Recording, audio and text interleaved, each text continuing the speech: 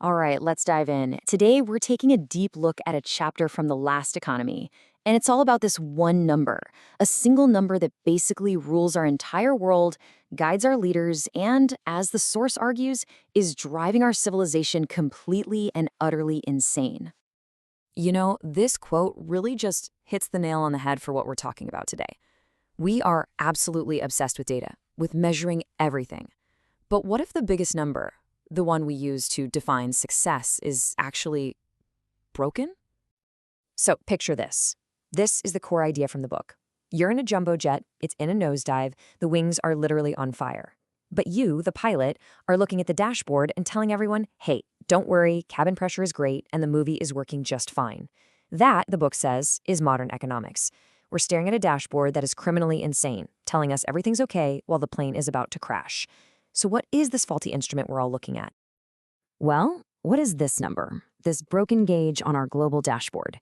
You hear about it constantly on the news. It's gross domestic product, or as we all know it, GDP. GDP is supposed to be our economic North Star. At its simplest, it's just the sum of all the money changing hands in an economy. If that number goes up, we're all told things are getting better. Our entire global system, from government policy to corporate strategy, is designed to do one thing: make that number go up. And here is the wild part, the real kicker. The guy who invented GDP, an economist named Simon Kuznets, spent pretty much his whole life warning us, hey, do not use this thing to measure how well your country is doing. He knew it was a terrible yardstick for well-being. And what do? We ignored him. Completely. So this brings us to what the source material calls the perversity gallery. It's a series of examples that show just how twisted our obsession with GDP has become and how we actually count human misery as economic progress. First exhibit, a massive hurricane slams into a city. It's a complete catastrophe, right? People lose their homes, their lives are turned upside down. But to GDP, it's a stimulus package. See, the destruction itself doesn't count as a loss, but all the money spent on rebuilding, on insurance claims, on emergency crews, that shows up as a multi-billion-dollar win for the economy. It's insane. This same grim logic applies to our health. Think about it. A healthy person who rarely goes to the doctor contributes almost nothing to GDP. But a person with cancer? Wow, suddenly you have hundreds of thousands of dollars in economic activity, tests, surgeries, drugs. Our system is incentivized to manage sickness, not to create health, because a healthy population is, in GDP terms, an economic loss. And it even seeps into our social lives. A stable, happy family that stays together, shares resources, they're not doing much for GDP, but when that family breaks apart, the economy booms. Now you need 2 houses, 2 cars, 2 of every appliance. You've got lawyers' fees, therapist bills. A personal tragedy gets written down in the national ledger as a big economic positive. So you might be asking, how did we get here? Well, there's actually a principle that explains this perfectly. It's called Goodhart's Law. Basically, it says that the moment you turn a measurement into a target, it stops being a good measurement. The second we decided that our main goal as a society was to make GDP go up, we started sacrificing all the things that actually matter, things that can't be measured, to hit that target. And this isn't just some abstract economic problem. This leads directly to a spiritual one. The argument is that by optimizing our entire world for this one deeply flawed number, we've created a kind of collective sickness of the soul. This is really the heart of the meaning crisis. We've spent a century building a world that is incredibly good at creating monetary transactions. But in the process, we've ended up with a society that feels empty.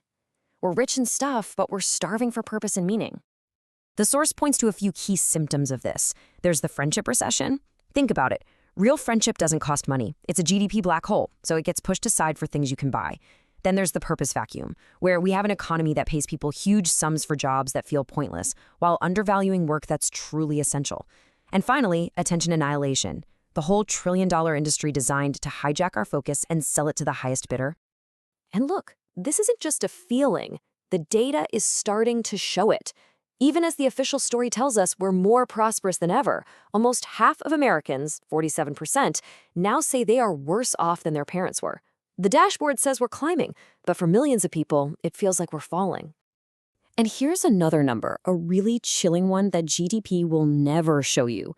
In many developed countries, the birth rate has collapsed to around 1.6 children per woman. The source says this is a sign of a deep pessimism about the future. It's a quiet, statistical vote of no confidence in the world we've built. But here's the thing. The dashboard's most fatal flaw might not be that it counts bad things as good. It might be that it's physically incapable of seeing good news at all. To get why, you have to remember GDP only measures transactions. It was built for a world of scarce stuff that you have to buy. So what happens when something becomes abundant, or even better, free? Our dashboard doesn't just miss it. It actually sees it as a negative event. It registers progress as a loss. The perfect example is the Human Genome Project. It made genetic data a public good, creating literally $1 trillion in real value for science and medicine. But its contribution to GDP? It was negative. Why? Because it destroyed the old business models of selling proprietary genetic data. So our dashboard saw one of the greatest leaps for humanity as an economic downturn. Now, just imagine what this means for the future, especially with AI. When an AI can give every child on Earth a free, world-class education, our dashboard is going to scream that the education sector is collapsing. When AI makes legal advice nearly free for everyone, it'll report the implosion of the legal industry. When AI makes us so healthy that the healthcare industry shrinks, we'll be told we're in a deep recession. So the conclusion here is pretty stark. The better our technology actually makes the world, the worse our official economic numbers are going to look. Flying by this instrument panel isn't just a mistake anymore. It's a kind of suicide pact. Which leaves us with the one massive question we all have to face. If the main dial on our dashboard is completely insane, then what should we be looking at instead? What new instruments do we need to build to actually navigate the future? What should we be measuring?